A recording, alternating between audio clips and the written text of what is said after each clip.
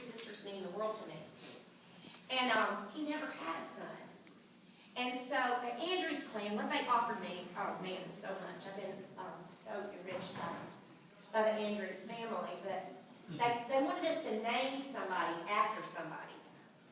And I can remember, you know, when Frank was born, Steve didn't say much, but when Walter was named, Mario and Brad, he called and says, what is it with these names? Frank and Walter. Now, it doesn't seem as strange now, but Frank and Walters weren't real common in, 30 years ago? But I remember we named Teresa after my mother.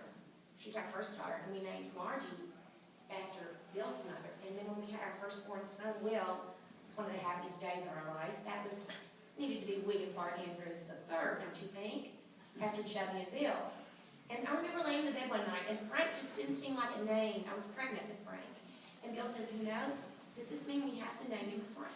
And I remember my daddy saying to me, don't name him Frank.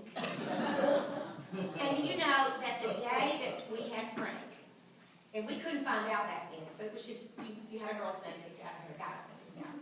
And we had Frank Warmath Andrews picked out. And I remember calling and telling him, and, you know, Daddy was not a person that would go write letters to his daughters, but he went out that day to look for a card to say how much that meant to him. And he came home to my mother and he said, I can't find any card. I read every one of them on the back. And he said, I can't find one. And she said, well, you're just going to have to write something and say what you want to. And so it was a real proud day for my daddy when you were born.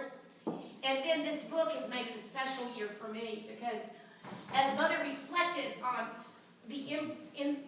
she didn't see the imperfections the same. She saw what a wonderful, wonderful man your namesake was. And I just thought with this great representation of the Warmaths, I just wanted to bring Daddy's name to the room and say, I'm glad I named you Frank.